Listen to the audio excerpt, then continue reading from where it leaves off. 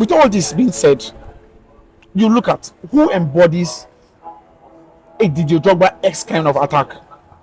Who do you think is more efficient? Who plays like Drogba? Who carries the team like Drogba? Who is more comfortable to be played with like Drogba? I mean, as far as I'm concerned, like when you look at Drogba and the style in which he played, you can see similarities in both strikers. It's clear, obvious, because they like to link up. Didier Drogba also did Drogba was so efficient with Lampard, if you check. That's the link up.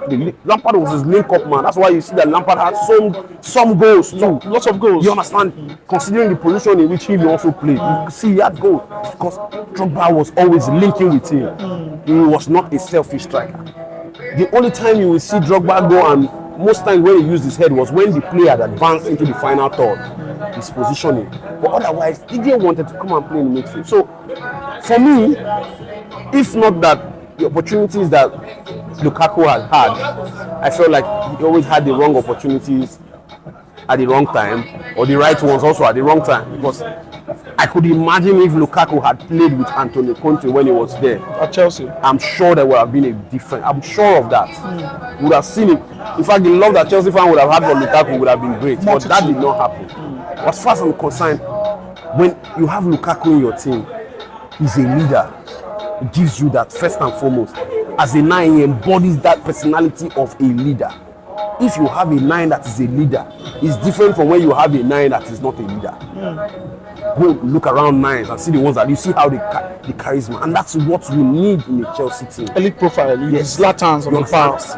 You need your number 9 player to carry the team along, even when it's difficult to break defenses. You need a 9 that shows you guys that don't worry. It's not us, we know what we are doing. And that's Lukaku for you. Lukaku is a very private kind of person. There's so many instances that surround Osimhen, you must say it, whether you like it or not. Character-wise, don't allow the whole love for Nigeria fool you. We like our players, of course. But when it comes to that, ability to keep your head down and make sure that you are part of something and not, he always has that in his own, I mean, not everybody is perfect, but this is football we're analyzing, don't get it wrong. Football is a totality of something. It doesn't only end in your ability to kick the ball and score. For you to be efficient and be useful, because at the end of the day, you have to realize it's not a one-man game. For you to be efficient, you have to be efficient in the team. Make the team better. Otherwise, you begin to, if you notice, I don't know if people were paying attention a lot, but if you notice clearly, towards the second season after they won the league, the season after Napoli won the league, you could see that there was a break in the relationship between Castellia and Osimhen. People might not have noticed it, but if you have in-depth insight and you pay attention a lot. Well, I feel like Lukaku's head starts in football, early head start in football, give him an edge, really. Got that early exposure at 16, winning the league with Anderlecht, moving with Chelsea, not really working out at Chelsea. He went to West Brom, he scored 17 goals in his first season at West Brom. 17 goals in 35 matches in the league.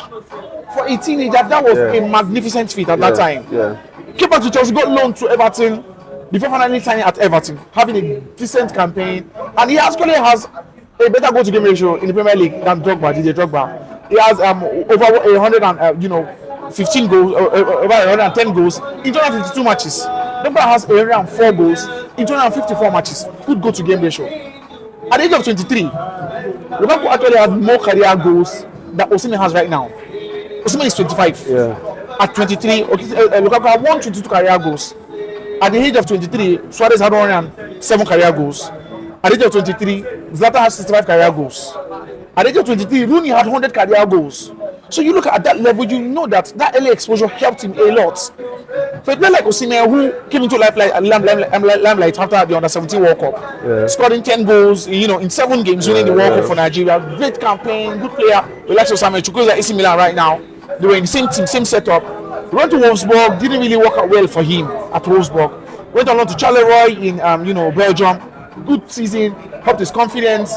Tail of the end of the season, Charleroi decided to sign him, but Lille came in, swept him, brought him, had a good campaign, but COVID came and ruined everything. But that little impact he had at Lille made him the African Footballer of the Year, French-based African footballer, Marc Vivian Four Award. Yeah. You remember the legendary Marc Vivian Four that died? Yes.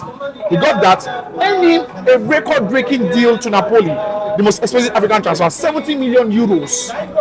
To this day, no one has broken that. So Napoli did not really get all of that. But you look at all of this I've mentioned that, the exposure at the early level for Lukaku, of course, he struggled in between. Osimhen struggled, but it was almost easy for Lukaku to, assimilate and get better because of the environment around him. I feel like that is where it has really helped him. But you look at both players, different profiles, almost similar, different profiles, a few similarities in their style of play.